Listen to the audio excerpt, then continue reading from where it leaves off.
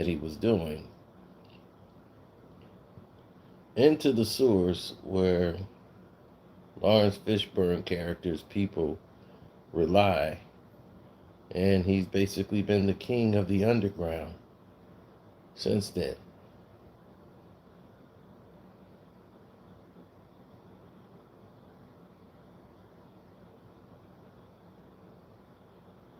Now,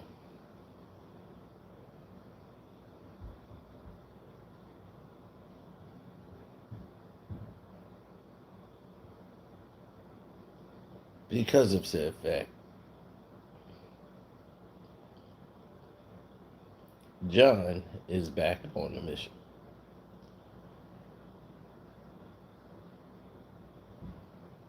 And Bill Skarsgård, Johnny Yen, Keanu Reeves give epic performances.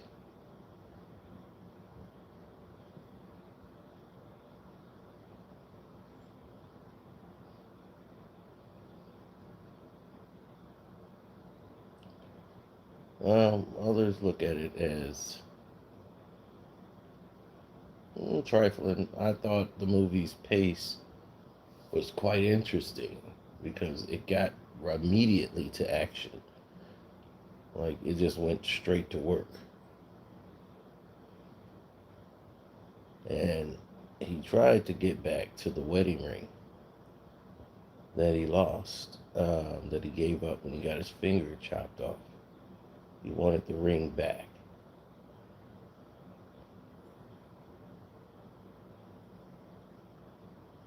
So the shaman who was in charge wasn't around anymore. So somebody who sits at the high table was assassinated.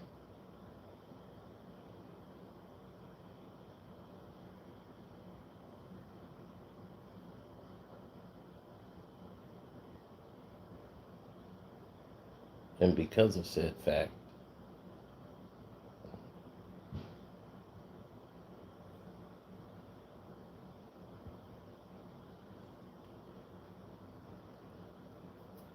here we are. So Donnie Yen gets the call, who's a former friend of John's, but he's called out of retirement to do a major assignment, which is to assassinate John Wick. Now they have his daughter, so if he doesn't do the wishes of the marker that he has, John Wick will perish.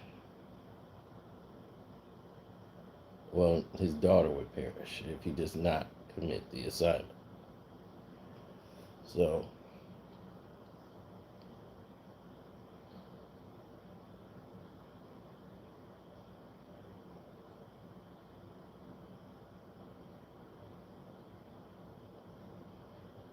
this is the dilemma in which one lives, survives by, etc.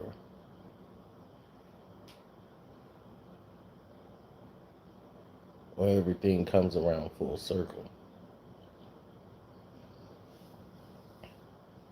As the movie seems to have gotten away from the original John Wick premise, was a man who was grieving his wife's death, and her memory seemed to have been faded over the last two films.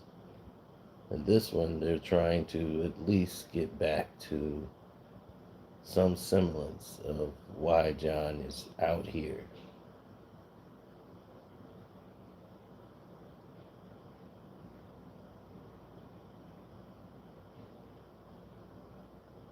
Wasn't just a dog.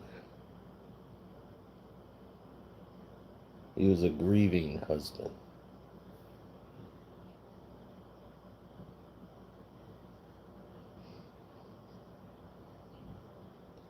And people almost forget about that. Now, the pace of the action is unbelievable. You see some crazy action scenes. But then it gets to a point where you think the movie will be coming to its conclusion, and you got a whole nother hour to go. And it's more killing. And it's more killing. And it's more killing. I said, Jesus Christ. This, I never thought I would say this, but this was an overkill, John Wick. I mean, seriously, there's so many bodies in this John Wick movie. I would be at the liberty to say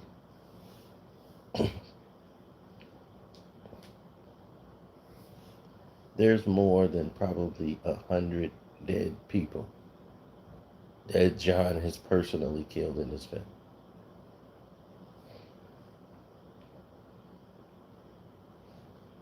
Now, the ending is kind of a mystery.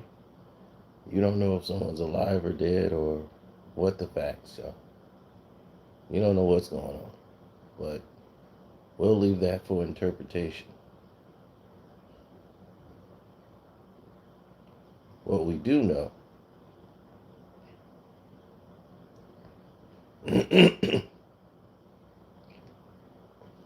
John is back. There's some great action sequences. I don't want to spoil the movie, so we won't go into any spoiling details. But there's a lot of things in this movie that was just unbelievable.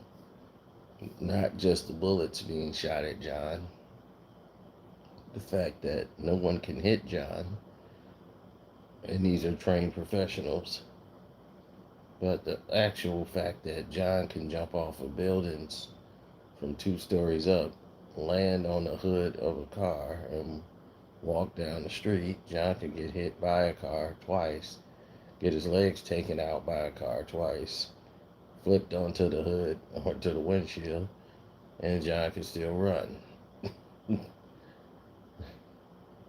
You know, I struggled with that.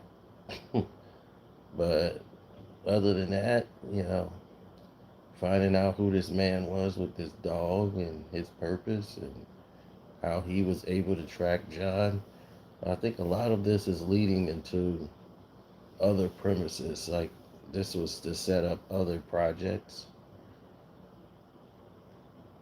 Like, we'll learn more about that guy, and they have the ballerina that's coming up. That's already filmed, which is a spin-off of this John Wick, who plays the ballerina that was in part 3.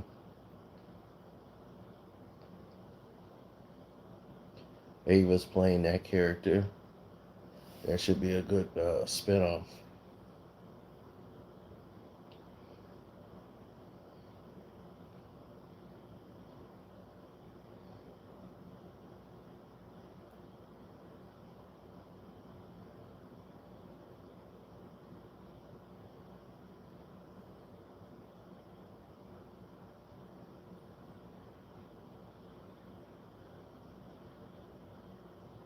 Then they have the Continental, which is going to be a series, I believe, on HBO Max, um, where they're going to show a younger Winston running the Continental Hotel.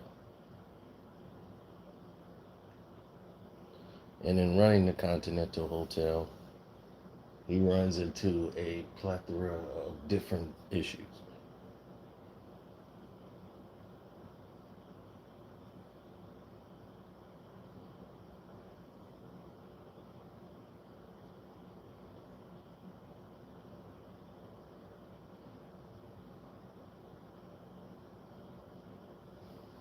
So I give it 3 stars out of 4, and definitely a great movie. Probably 3.5 more than the usual.